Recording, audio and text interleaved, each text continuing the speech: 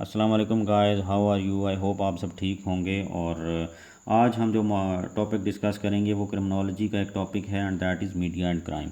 Media and crime एक important topic ऐसे भी हो सकता है क्योंकि अगर पेपर में आ जाता है तो इसके बारे में जहन में इतनी कुछ ज़्यादा चीज़ें नहीं आती कि how media can be involve in criminal activities. तो इस वजह से भी हमने इसको समझना है ताकि अगर पेपर में आ जाए तो हमें मल्टीपल डायरेक्शंस के अंदर इसका पता हो कि कैसे मीडिया इन्वॉल्व होता है क्रिमिनल एक्ट्स के अंदर। तो हम स्टार्ट करते हैं इंट्रोडक्शन से। मीडिया को बेसिकली कंसीडर किया जाता है fourth pillar of the state. Three pillars हैं, कौन से? Executive, legislature and judiciary. तो उसके बाद अगर कोई पिलर ऑफ द स्टेट है तो दैट इज़ मीडिया। अब media being fourth pillar of the state फिर भी इन्वॉल्व होता है क्राइम्स के अंदर, और ये क्या करता है? कवर करता है डाइवर्स इशूज़ को, मतलब सोशल, इकोनॉमिक, पॉलिटिकल, हर तरीके के इश्यूज़ ये कवर करता है। और जिसके अंदर पाकिस्तान के अंदर आप देखें कि मर्डर केसेस हो गए या इसके अलावा कोई करप्शन के केसेस हैं, पॉलिटिकल लीडरशिप के कोई केसेस हैं, तो हर तरीके से ये हर चीज़ को कवर करता है। तो इस वजह से ये जो इश्यूज कवर करता है वो बहुत ज़्यादा डाइवर्स हैं। फिर ये पब्लिक ओपिनियन डेवलप करने में इसका बड़ा रोल है, चाहे वो पॉलिटिकल हो, चाहे वो रिलीजियस हो, चाहे वो सोशल हो। बेसिकली इसको एजेंडा सेटिंग के लिए यूज़ किया जाता है। और ये इसका यही सबसे बड़ा रोल है कि ये एजेंडा सेटिंग के लिए। छोटी सी एग्जांपल कैसे है कि जैसे इंडिया यूज़ कर रहा था इंटरनेशनल मीडिया को पाकिस्तान के अगेंस्ट, जो कि अभी अभी ब्रेक हुई खबर कि इंडिया जो है वो बड़ा नेगेटिव रोल प्ले कर रहा था। और उसका पता चला मीडिया सेल का कि वो जो है वो बेसलेस न्यूज़ और गलत न्यूज़ जो है वो झूठी खबरें फैला रहा था पाकिस्तान के अगेंस्ट इंटरनेशनल मीडिया के ज़रिए। अच्छा, ये एजेंडा सेटिंग के लिए यूज़ होता है। फिर क्या है, एंड पे आप क्या बता सकते हैं इंट्रोडक्शन में कि मीडिया इन्वॉल्व होता है क्रिमिनल एक्टिविटीज़ के अंदर और उसका मकसद होता है प्रॉफिट मेकिंग। अपनी ऐसी चीज़ें चैनल्स पे दिखाना जिससे रेटिंग बढ़े और प्रॉफिट मेकिंग हो। अच्छा, ये था इंट्रोडक्शन। अब हम आगे इसके देख लेते हैं दो मॉडल्स कौन से हैं। एक है पब्लिक स्फीयर मॉडल और दूसरा है मार्केट मॉडल या private sphere model. Public sphere model कौन सा है कि जिसके अंदर मीडिया कंपनी को कंसीडर किया जाता है। बेसिकली मीडिया कंपनी जो होती है वो पब्लिक रिसोर्स कंसीडर की जाती है ताकि वो पब्लिक को सर्व करे। तो पब्लिक को वो कैसे सर्व करेगी? पब्लिक को इन्फॉर्मेशन प्रोवाइड करेगी, पब्लिक को एजुकेट करेगी, सोशल इंटीग्रेशन करेगी, और इन शॉर्ट एक अच्छा सिटीज़न बनाएगी किसी बंदे को, देखने वाले को, या पब्लिक को जो है वो अच्छा सिटीज़न बनाएगी। तो ये एक रोल है मीडिया का। या इसकी मज़ीद डिटेल जब आप लिखेंगे तो आप ये बताएंगे कि मीडिया पब्लिक स्फीयर मॉडल में मीडिया पब्लिक को वो चीज़ें दिखाता है जो उनको दिखानी चाहिए, ना कि वो जो कि पब्लिक देखना चाहती है। तो पब्लिक जो देखना चाहती है वो चीज़ें कौन बताता है? वो मार्केट मॉडल होता है। अब मार्केट मॉडल क्या है? ये लोगों को वो चीज़ें दिखाता है जो लोग देखना चाहते हैं, ना कि वो चीज़ें दिखाता है जो उनको दिखानी चाहिए ताकि उनको अच्छा सिटीज़न बनाया जा सके। अब रही बात ये कि लोग कैसी चीज़ें देखना चाहते हैं। लोग वो चीज़ें देखते हैं जो कि नॉर्मल से हट के हों, जो कि हमारी नॉर्म्स, वैल्यूज़, प्रिंसिपल से हट के हों, जिससे जो आम सोसाइटी, आम कल्चर के अंदर, नॉर्मल कल्चर के अंदर देखी ना जा सकती हूँ। जैसे कि रेप केसेस हो गए, जैसे कि मर्डर केसेस हो गए, या पॉलिटिकल लीडरशिप के अगेंस्ट अगर कोई स्कैंडल आ जाते हैं, तो इस तरीके की चीज़ें लोग देखना चाहते हैं। और मार्केट मॉडल जो होता है उसका काम ही मार्केट वाला है, प्रॉफिट मेकिंग है। तो वो ऐसी चीज़ें दिखाता है जो कि जिससे प्रॉफिट मेकिंग हो। अच्छा, ये थे दो मॉडल। अब इश्यूज़ ऑफ न्यूज़ वर्दीनेस मतलब अहमियत किस खबर की है ज़्यादा। तो जो मीडिया पर्सन होते हैं वो क्या करते हैं? पोटेंशियल न्यूज़ आइटम्स जो होती हैं उनको सेलेक्ट करते हैं। ऐसी न्यूज़ आइटम्स, ऐसी न्यूज़ जिनसे रेटिंग बढ़े, जिनसे प्रॉफिट मेकिंग हो। और वो कैसी खबरें हो सकती हैं? जैसे कि news of rape, murder, corruption etcetera. मैंने आपको पहले एग्जांपल दी, जैसे कि मर्डर केस था, जैसे कि कसूर में ज़ैनब मर्डर केस था, जैसे कि नवाज़ शरीफ का पनामा केस था।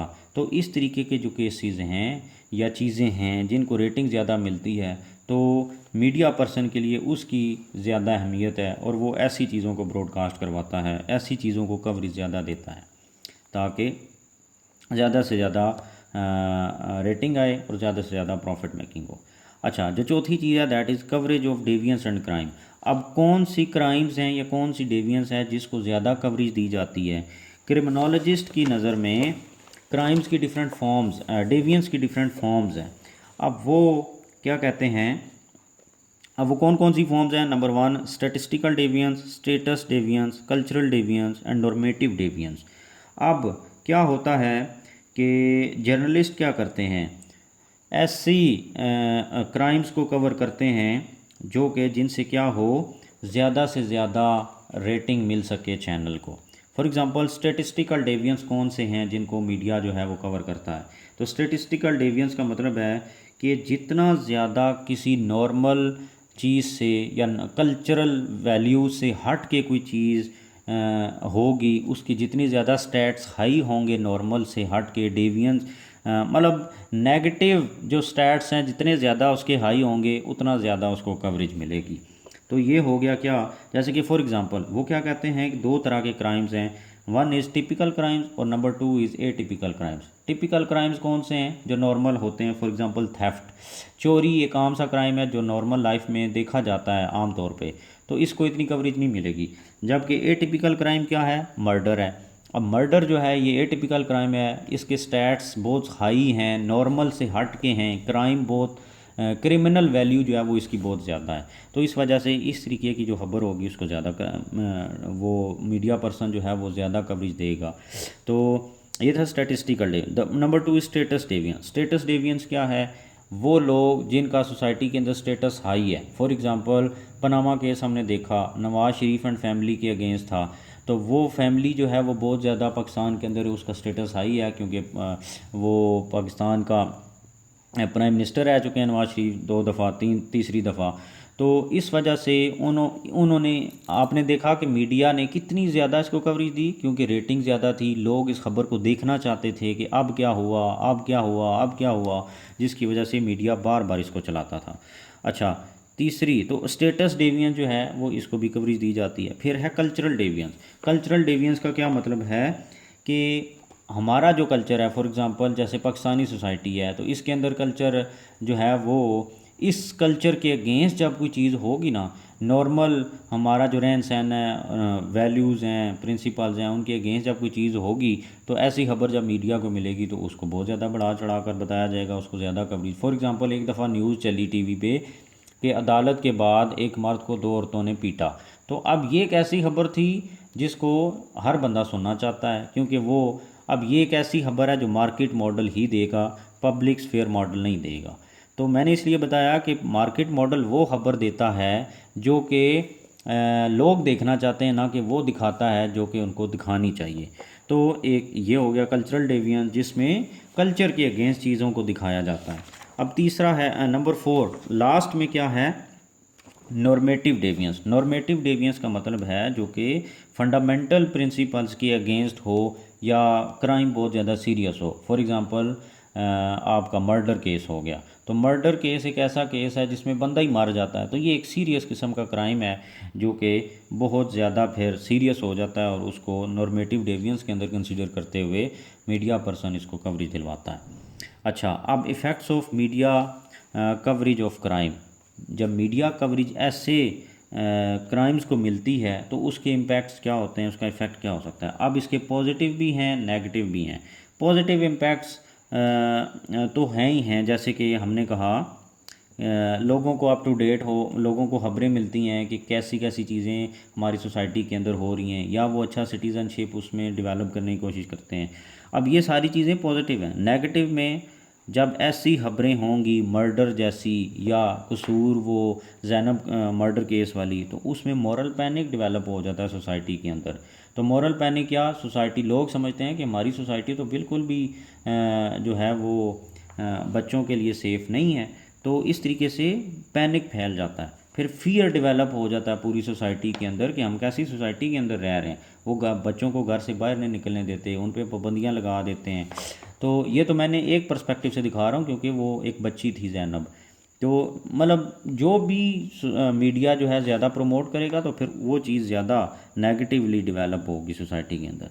तो उससे क्या ज़ाहिर है अच्छी सिटीज़न तो लोग नहीं बनेंगे, नेगेटिविटी ज़्यादा फैलेगी। अच्छा, ये कुछ इम्पैक्ट्स थे। अब सजेशंस क्या हम दे सकते हैं अगर आप देना चाहें पेपर के क्वेश्चन के एंड पे, तो वो क्या है कि पेमरा को अपना रोल प्ले करना चाहिए। अगर मार्केट मॉडल जो है वो मीडिया फॉलो करते हुए जो बुनियादी चीज़ें हैं उनके अगेंस्ट ख़बरें चला रहा है, तो पेमरा को उसका नोटिस लेते हुए उनको बैन करना चाहिए, या उनको कहना चाहिए कि वो अपने जो उनका मेन फंक्शन है वो उनको करना चाहिए, इसके बजाय कि वो सिर्फ प्रॉफिट मेकिंग के पीछे लग जाएं। फिर जर्नलिस्ट जो हैं वो ट्रेंड होने चाहिए। जर्नलिस्ट को भी ऐसा रोल प्ले करना चाहिए जो पॉजिटिव हो, जो सोसाइटी के लिए बेहतर हो, ना कि सिर्फ मीडिया पे अच्छी तनख्वाहें लेने के लिए वो नेगेटिविटी को ही फैलाते रहें। तो ये था मीडिया एंड क्राइम, आपने डिफरेंट एंगल से देखा इसको, और मैंने भी कोशिश की कि आपको समझ आए। अगर आपको समझ आ रहा है तो मेरे चैनल को सब्सक्राइब कर दें। Thank you very much.